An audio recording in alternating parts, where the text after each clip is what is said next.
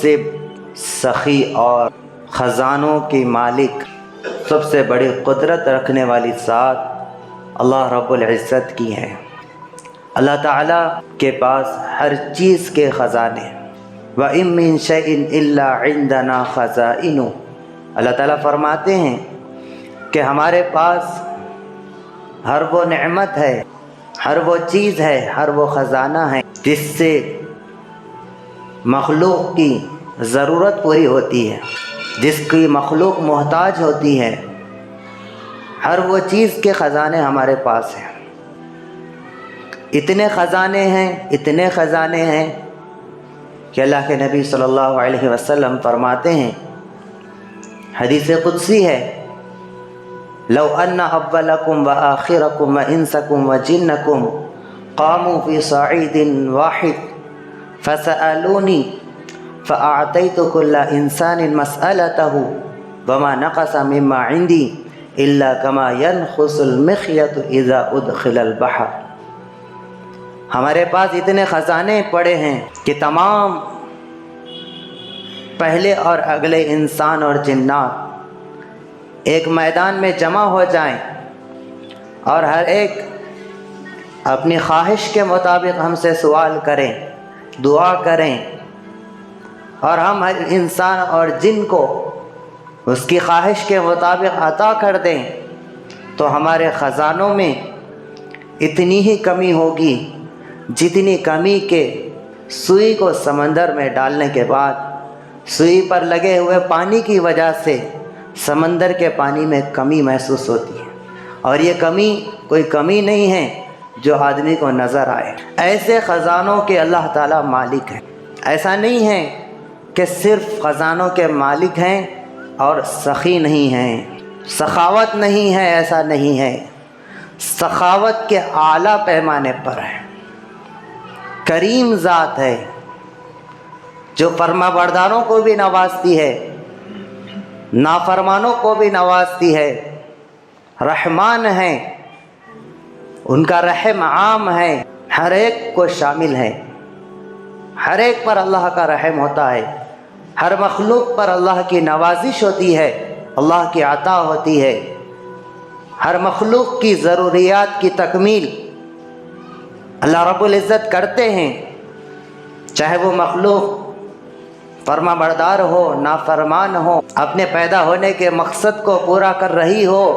یا اپنے پیدا ہونے کے مقصد کو بھول کر زندگی گزار رہی ہو،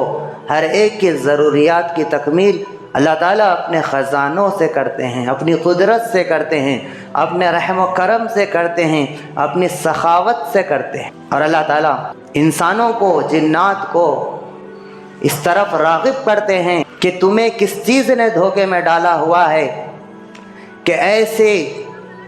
بے نیاز ذات،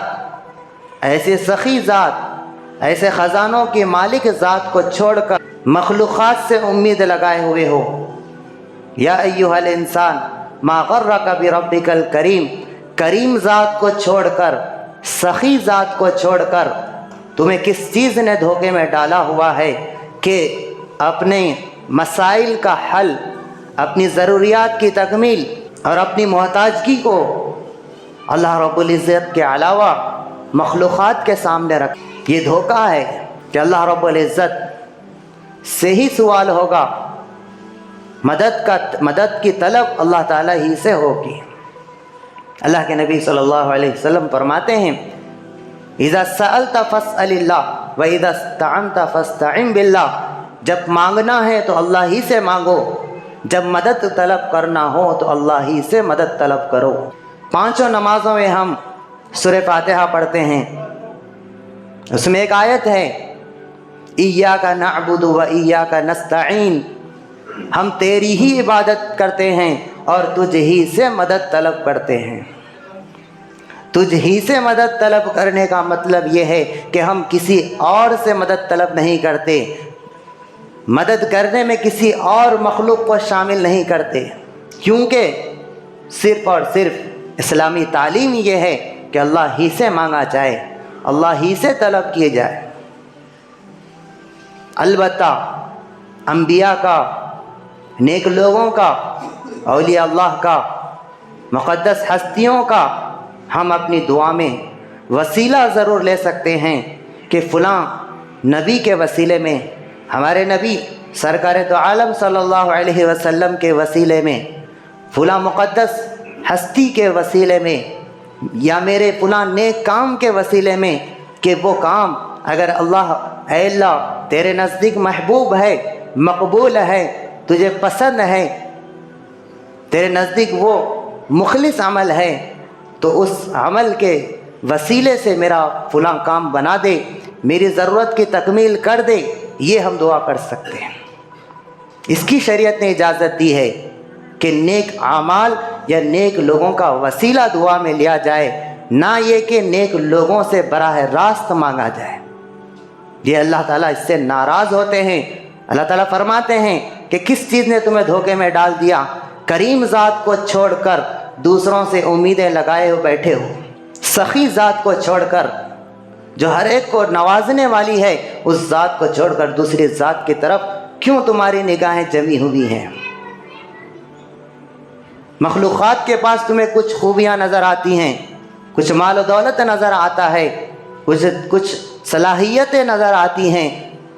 कुछ नेकियां नज़र आती हैं, उनका तक़वा नज़र आता है, तो वो सिर्फ़ और सिर्फ अल्लाह का दिया हुआ है। अल्लाह ने ही उन्हें अता किया है और सब को अता करने वाले अल्लाह ही हैं। अल्लाह ताला मांगने वालों से खुश होते हैं। हर रात अल्लाह ताला पहले आसमान की तरफ मुतवज्जे होते हैं और निदा लगाते हैं कि है कोई सवाल करने वाला, रात में उठकर क़ियामुल लैल करके, तहज्जुद पढ़ के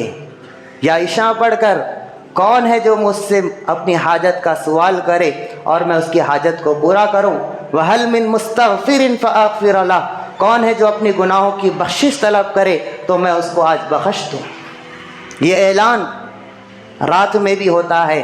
दिन में भी होता है। कोई ऐसा बादशाह दुनिया में जो ये ऐलान हर दिन और हर रात कर रहा हो गरीबों में कि आओ मेरा दर खुला है, मेरे फरमाबरदार भी आओ, मेरे बागी भी आओ। ऐसी नज़ीर मखलूक़ात में नहीं मिल सकती। अल्लाह ताला बागियों को, अल्लाह के नाफरमानों को खुसूसियत के साथ बुलाते हैं। जिन लोगों ने अपनी जानों पर गुनाहों की वजह से जुल्म किया है, वो आए,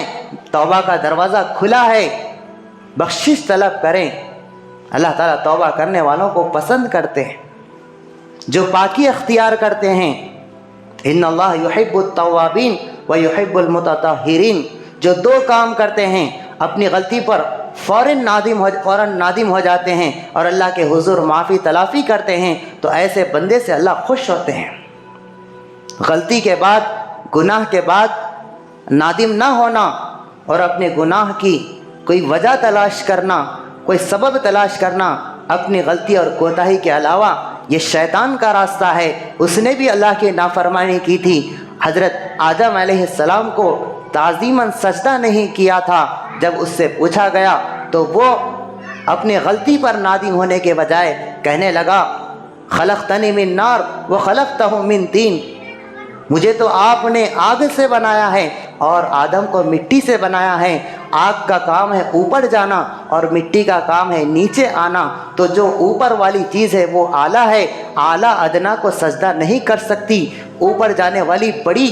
बड़ी मखलूक नीचे रहने वाली मखलूक को सजदा नहीं कर सकती।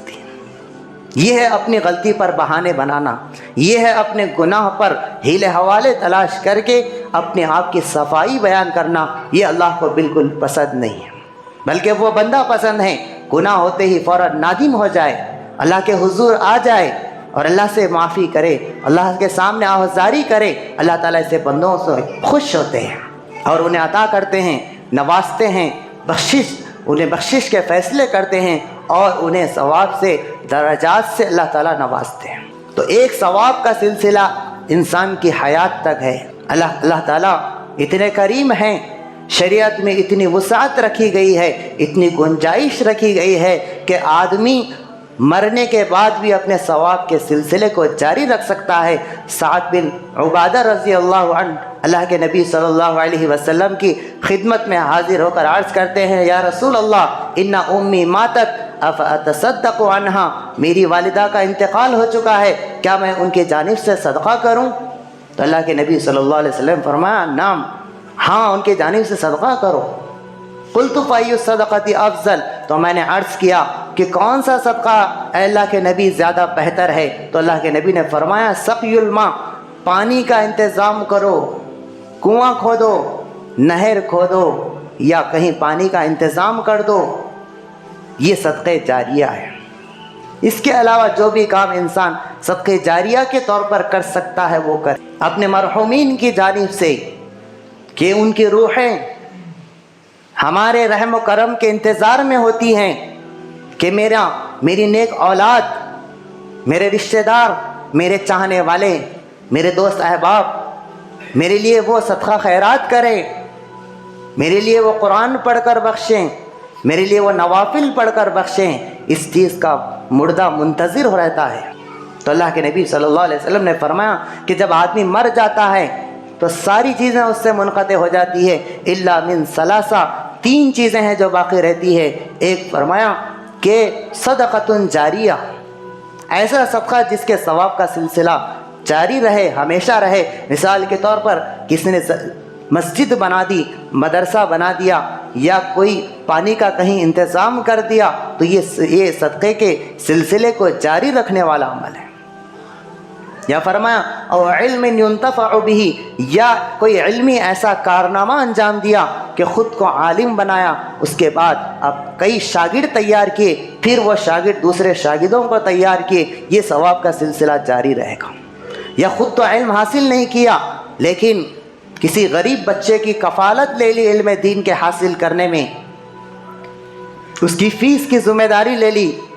اس کے کھانے پینے کی ذمہ داری لے لی، اپنی کفالت میں اس کو پڑھایا، تو جو وہ بچہ پڑھ کر علم دین حاصل کر کے آگے جب پڑھے گا، پڑھائے گا بچوں کو، اور وہ بچے ان کے ماتحتوں کو پڑھائیں گے، تو یہ ثواب کا سلسلہ جاری رکھنے والا عمل ہے۔ تیسری چیز اللہ کے نبی صلی اللہ علیہ وسلم نے فرمایا کہ جو اپنے اولاد کو نیکی کی حالت میں چھوڑ کر مرا، وہ نیک اولاد اپنے باپ کے لیے دعا استغفار کرے گی، او ولد صالح یدعو لہ۔ حضرت عیسیٰ علیہ السلام کا گزر ایک قبرستان سے ہوا کہ آپ کو معلوم ہوا کہ فلاں قبر میں عذاب ہو رہا ہے، پھر دوسری مرتبہ آپ کا گزر ہوا تو آپ کو علم ہوا، اللہ کی طرف سے وحی آئی کہ اب اس آدمی کا عذاب ٹل چکا ہے۔ فوراً وہ ان کے رشتہ داروں کے پاس، گھر والوں کے پاس گئے، یہ کیا بات ہے کہ آج فلاں آدمی کا عذاب رک گیا ہے، ٹل چکا ہے؟ تو گھر والے فرمانے لگے، بتانے لگے، خبر دینے لگے کہ آج ان کا بیٹا، اس آدمی کا لڑکا پڑھنے کے لیے مدرسہ گیا ہے۔ تو اللہ کے تعالیٰ کی طرف سے وحی آئی ہے کہ جب یہ لڑکا مدرسے میں گیا اور جیسے ہی بسم اللہ الرحمن الرحیم پڑھا تو اللہ تعالیٰ فرماتے ہیں کہ مجھے شرم آئی کہ اس کی اولاد مجھے رحمان اور رحیم کہے، میں اس کے باپ کو عذاب دوں۔ تو یہ ہے نیک اولاد کو چھوڑ کر جانا جو آدمی کی بخشش کا ذریعہ بن سکتا ہے۔ جب ہم ایصال ثواب کرتے ہیں کھانا کھلانے کے ذریعے، کپڑا پہنانے کے ذریعے، پانی پلانے کے ذریعے یا عبادات کے ذریعے، تو یہ ثواب کے ذریعے، یہ ثواب ہمارے مرحومین کو نظر آتا ہے ان کے درجے کے بلند کرنے کی شکل میں، تو وہ پوچھتے ہیں کس وجہ سے، فَأَيُّ شَيْءٍ هَذَا، یہ کس وجہ سے ہمیں درجہ دیا گیا؟ تو اللہ تعالیٰ کی طرف سے کہا جاتا ہے وَلَدُكَ اسْتَغْفَرَ لَكَ، تیرے لڑکے نے تیرے لیے آج یہ استغفار کیا ہے، اس کے بدلے میں یہ درجہ تجھے ملا ہے۔ ایصال ثواب شرعی، یہ شریعت میں جائز ہے، اچھا کام ہے، لیکن اس کو ہم شریعت کے مطابق کریں گے، شریعت کے بتائے ہوئے طریقے کے مطابق کریں گے تو پھر یہ ہمارا عمل صحیح اور درست ہو سکتا ہے۔ شریعت میں ایصال ثواب کا کوئی خاص طریقہ ثابت نہیں ہے کہ ہر کس و ناکس ایک ہی عمل کرتا رہے، یہ شریعت نے اس کی اجازت نہیں دی۔ آپ مالدار ہیں، تو آپ کھانا کھلانے کے ذریعے ثواب پہنچائیے، کپڑا پہنانے کے ذریعے ثواب پہنچائیے، کپڑے بانٹنے کے ذریعے ثواب پہنچائیے، یا غریب لڑکوں کو پڑھانے کے ذریعے ثواب پہنچائیے۔ آپ غریب ہیں تو آپ پر یہ لازم نہیں ہے کہ آپ قرض لے کر یا چندہ کر کے